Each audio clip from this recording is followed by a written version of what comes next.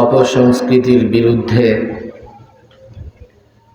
ইসলামী সংস্কৃতির বিকাশ হোক, এই স্লোগানে সংগঠিত নালা দক্ষিণ আলহেরা যুব সমাজের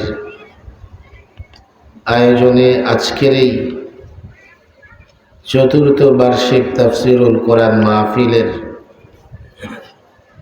মহতারাম সভাপতি,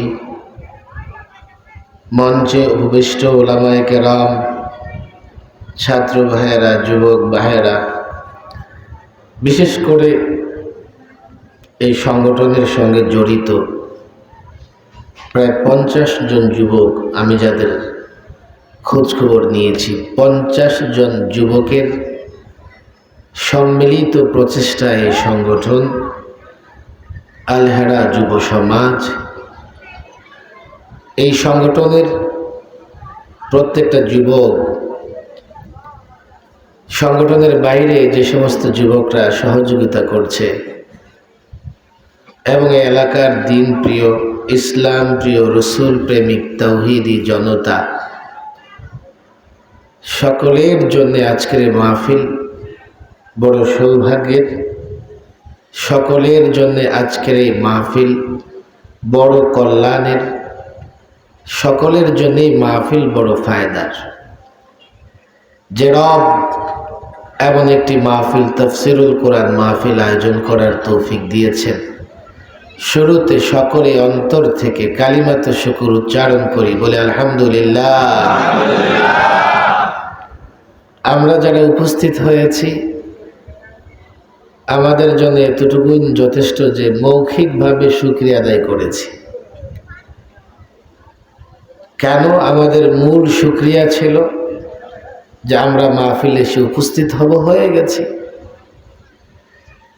যারা এখনো মাহফিলে এসে উপস্থিত হননি তারা যদি দূর থেকে আলহামদুলিল্লাহ বলেনও শুকরিয়া আদায় করা শেষ হবে না। কেন? আল্লাহ তাবারক ওয়া তাআলার এই যে একটা নিয়ামত, তাফসিরুল কোরআন মাহফিল আয়োজন করার সুযোগ তিনি দিয়েছেন, শুকরিয়া আদায় হবে তখন যখন আমি এসে মাহফিলে উপস্থিত হব। এরপরে আমি মৌখিকভাবে শুকরিয়া আদায় করব। প্রত্যেক নিয়ামতের শুকরিয়া মৌখিকভাবে আদায় করলে আদায় হয় না।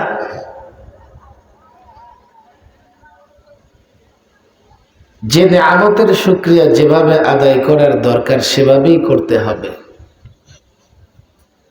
আল্লাহ তাবারক ওয়া তাআলা সম্পদ দিয়েছেন, আপনি বললেন আলহামদুলিল্লাহ ভালো, শুকরিয়া আদায় শেষ হলো না।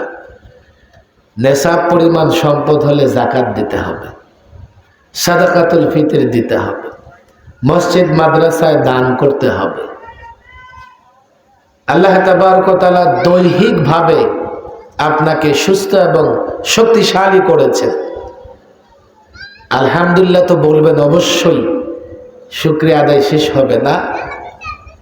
যে সমস্ত ইবাদতে দৈহিক শক্তির প্রয়োজন হয় সে ইবাদতগুলো আদায় করতে হবে। সম্পদের শুকরিয়া এবং সুস্থতা এবং দৈহিক শক্তির শুকরিয়া পৃথক পৃথকভাবে নানা কাজের মাধ্যমে আমল করে শুকরিয়া আদায় করতে হয়।